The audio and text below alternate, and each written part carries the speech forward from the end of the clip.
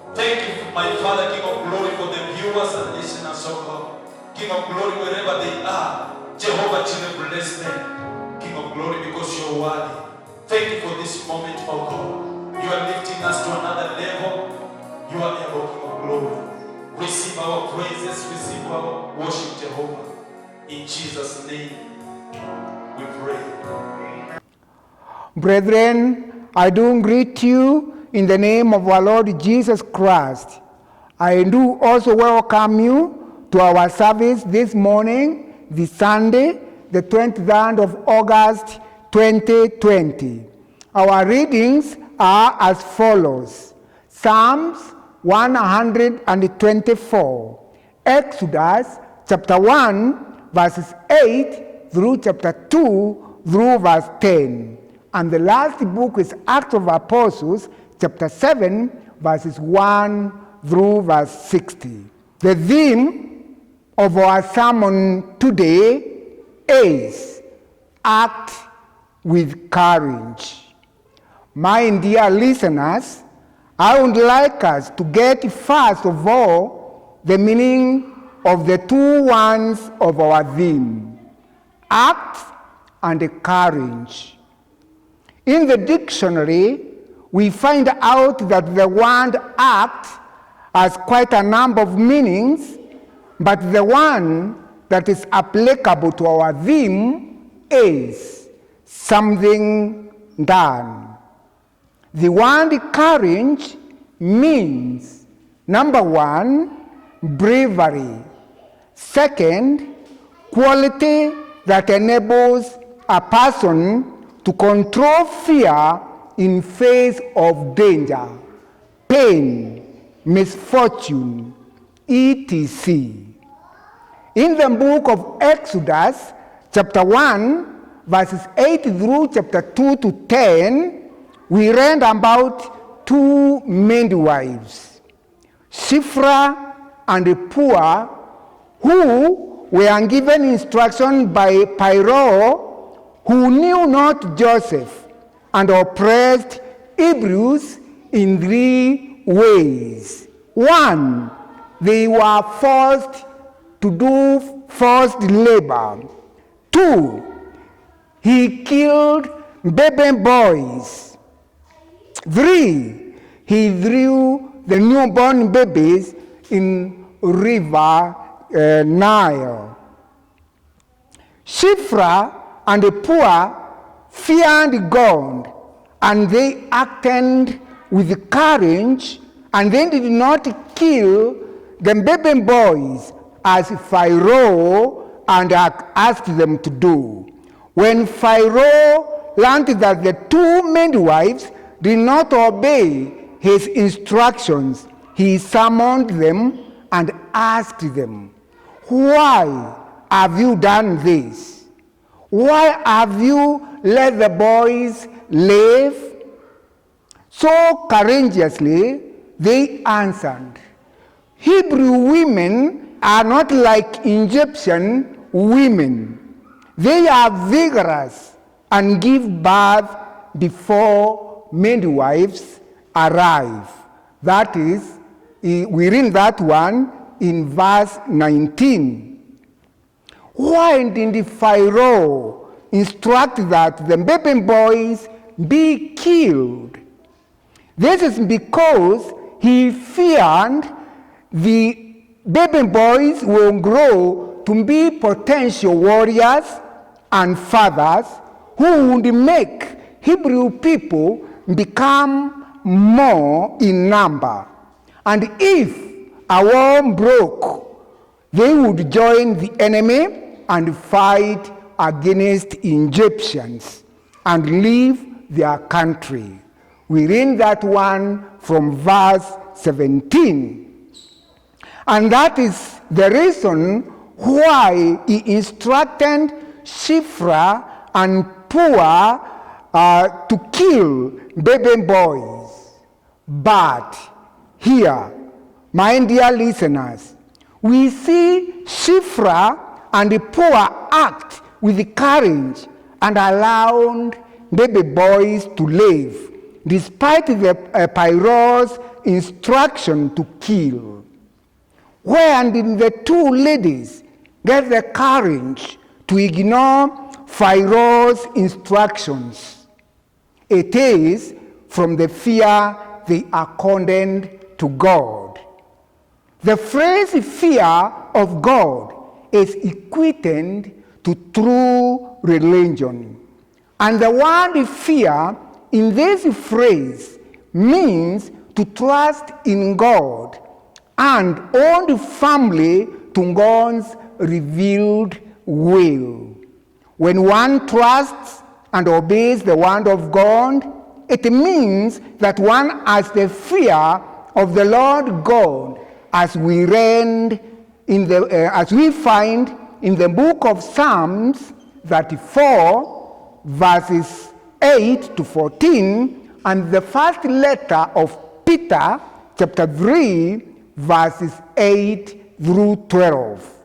Psalms chapter 15, verses 4, sums up the above two texts.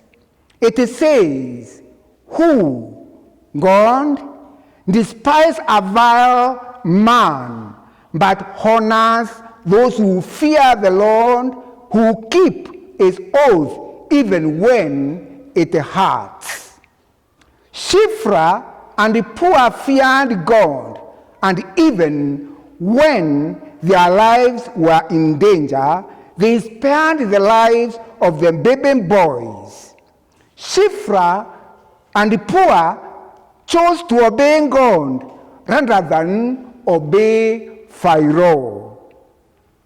The apostles, led by St. Peter in Acts of Apostles, chapter 5, verse 29, too chose to obey God. And when they were brought before Sanhedrin, they answered, "We must obey God rather than men." The obedience of Shiphrah and Puah and the decision they took and acted with courage so miraculously raised more women to curtail Pharaoh's plans and powers to reduce the number of Hebrews in Egypt. The first women to curtail the plans and the powers of Pharaoh were the two midwives, that is, Shiphrah and poor. We read this in verse 17 of Exodus chapter 1. The second women were the Israelites' mothers. We read that one from chapter 1 of Exodus, verse 19. The third women were Moses' mother, Jochebed, and her daughter Miriam. We read that one from chapter 2, verses 3 and 4, then 7 to 9. And the fourth woman is the daughter of Pharaoh. We read that one from Exodus chapter 2, verses 5 through 10. Thus, Pharaoh became powerless, and he was not able to destroy the Israelites. In chapter 1 of Exodus, chapter 1, verses 20 and 21, we read, "So God was kind to the midwives, and the people increased and became even more numerous. And because the midwives feared God, he gave them families of their own." That is the fruit or the reward of fearing God. We said earlier that the fear of God is true religion. And when we stand on the true religion, the first people who are identified with the true religion must know God and his acts. If the psalmist did not know the acts of God, he would not have expressed his inner gratitude as it is in Psalms 124 that we read. Allow me that you can, when you can sense how grateful the psalmist is when he got the help from God. Verse 1 says, "If it had not been the Lord who was on our side, let Israel say, if it had not been the Lord who was on our side, when people rose up against us, then they would have swallowed us up alive. When their anger was kindled against us, then the flood would have swept us away. The torrents would gone over us. Then over us would have gone the raging waters. Blessed be the Lord, who has not given us as the prey to their teeth. We have escaped like a bird from the snare of the fowlers. The snare is broken, and we have escaped. Our help is in the name of the Lord, who has made heaven and earth." In these Psalms, we see the Israelites praising God for delivering them from the hands of their enemies. In Deuteronomy chapter 11, verses 7, we read, "But your eyes have seen all the great acts of the Lord that he did." Judges chapter 5, verses 11 says, "They who are delivered from the noise of archers in the places of drawing waters, there they will recount the righteous acts towards the inhabitants of his village in Israel." So, my dear listeners, when the acts of God are received by his people, they have to be grateful because God comes and saves.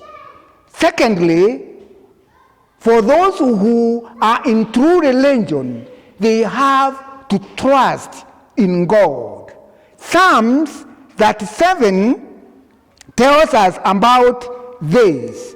And when we read Psalms 37, it tells us how one has to trust in God, how one can stand even if he is in a problem.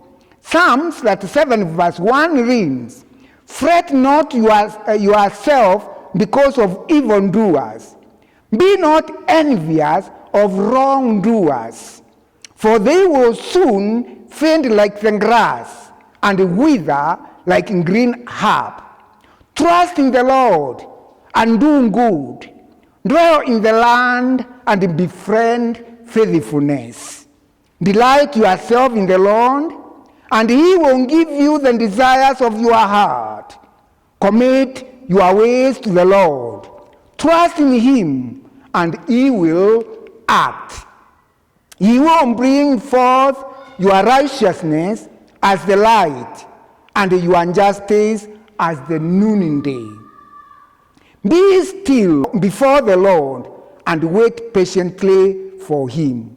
Fret not yourself over the one who prospers in his way, over the man who carries out evil devices." So, my dear listeners, when one trusts in God, one cannot fear anything, because the hand of God encourages believers to be strong. Those who stand and be in the true religion, number 3, they are brave. A coward cannot be a true believer unless he allows God in Jesus Christ to take away cowardice in the heart, and bravery is put there.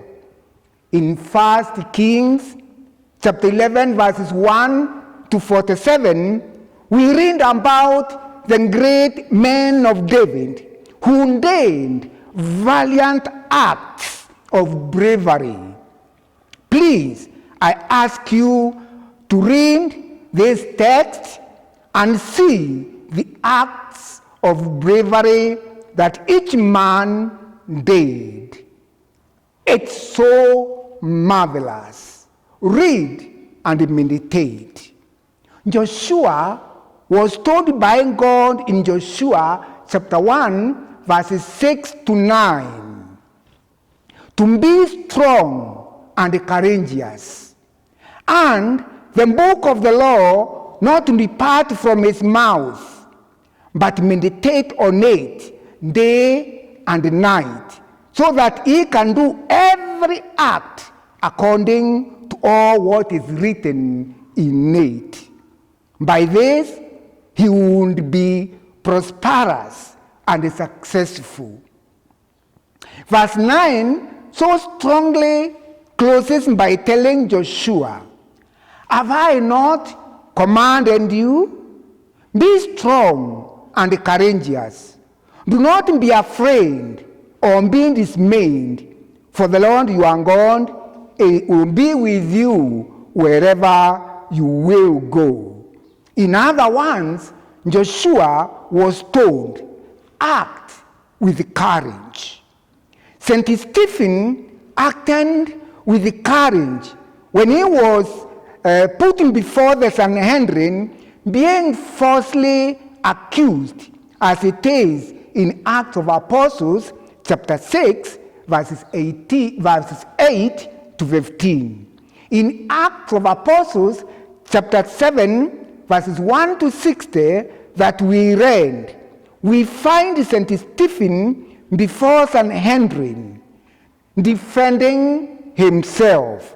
Instead of defending himself against the false accusations, he narrated the acts of God that he did to Israelites from their father Abraham, Hebrews in Egypt, raising Moses as their redeemer, and giving them the promised land. To prove to the Jews Those who are accusing him that they were wrong to accuse him falsely while standing on the acts of God. Prophet Samuel, in first letter of Samuel, chapter 12, verses 7, also contended with their forefathers of these Jews when he told them, "Now then, stand here, because I'm going to confront you with the evidence before the Lord as to all the righteous acts performed by the Lord for you and for your fathers." Yes, those who are brave, they can stand. Now our question today, can the church of Christ act with courage and produce righteous acts of God as evidence to prove they are truly fearing God and doing everything to prove that they are true Christians? To answer this question, let me share with you what I was told by my uncle one day. One day, as I was talking with my uncle, he told me, "Reverend, let me tell you this. Most of your members whom you are self-funding in your churches are going to die in great numbers." I asked him, "Why?" He answered me, "Most of your members, they have joined your churches to hide there. Some are having witchcraft, of which they practice while hiding in the church. Some have been put into Kediri because of stealing other people's chambers and properties. And some have taken Kemero oaths because of bad acts that they committed, and they refused to tell the truth. And that is why most of your members are going to die, and they are not going to be helped. They pretend to be Christians, yet in actual sense, they are not. They are not brave enough to tell the truth." When I looked into that, I also saw what my uncle had told me. Some of us who are members, leaders, and even preachers, and even ministers, some of us are doing some things that are not good in order to get rich quickly, in order to acquire a property here and there. Even if they lie, even if they bribe, they don't care. All they are after is to get the properties or to get rich.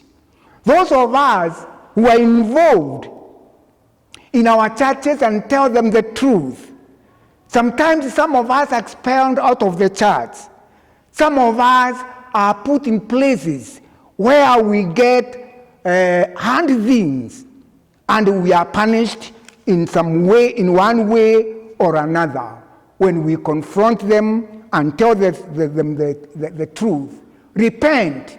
What you are doing is sinful. My dear listeners, today, as members of our Christian church, when you look at yourself, can you be able to be equated with the Shifra and the poor? Can you stand for the truth? Can you be able to do the right thing when our powerful man has instructed you to do something which is sinful? That is now for you to decide, because you and for me, we are called to do the rightful thing at the right time.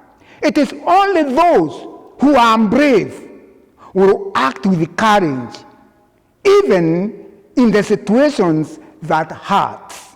For Jesus said, "Not everyone who says to me, 'Lord, Lord,' will enter into the kingdom of heaven, but he who does the will of my Father who is in heaven. This we get it from Matthew chapter 7, verses 21. It is only those who are brave, who through the power of the Holy Spirit does the will of God, even if they are put into awkward situations, even if they are threatened to be killed, they always stand for the truth. God spoke to Joshua, "Have I not commanded you? Be strong and courageous. Do not be afraid. Do not be dismayed, for the Lord your God is with you wherever you go." My dear listeners, that is a strong statement for you and for me from my Creator. So I should not fear anybody when I am on the truth, when you are on the truth. Also, Jesus is telling us, "I will be with you even at the close of the age." We get this from the Matthew chapter 28, verses 20. In every situation that we are in, we need to act with courage. Jesus said, "But when they persecute you in this city, as they persecuted St. Stephen, flee to the other.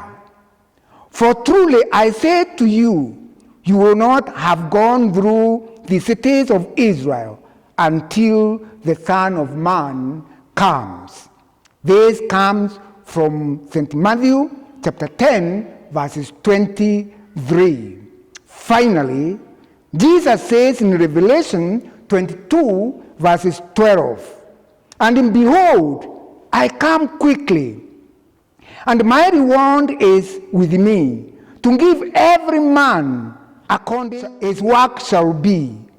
Remember, Shiphrah and the poor were rewarded by God with the families of their own, and thereafter the everlasting life. As I conclude, my dear listeners, I want to leave you with these questions. 1. Whom do you fear, God or man? 2. Whom do you trust, God, riches, men and women, because of their riches and authority, even if they don't fear God, or men and women who fear God? 3. Are you ready to face any situation, even if it hurts, for the sake of Jesus Christ? May the wisdom of God be with you as you make your decision. Amen. Let us pray. Thank you, Lord, for being with us. Thank you, Lord, for using me to give the word that, Father, you had prepared to your children. Help them, Lord, to meditate, and even, Lord, to get it right into their hearts and make the right decisions. Help them, Lord. Give them the power. Give them the determination. Give them, Lord, the power to stand by the truth, even if it hurts, because you are more powerful than anything else here on this earth and heaven above. It is only you whom we should trust. It is only you whom we should give glory and honor, because it is you who saves us from our enemies. Thank you, Lord, for using Shiphrah and the poor to save the baby boys in Egypt. These days, Lord, you have people whom you use to save those who are put in difficult situations because of their trust, because of their unbelief in your word. Help them, Father. Help all of us so that, Lord, we can be courageous to tell the truth even at the face of death to the glory of your holy name. We pray that, Lord, you will walk with us. You will give us the defense we need. You will give us the protection we need. And you, Lord, lead us into the everlasting life. In Jesus' name, I pray. Amen.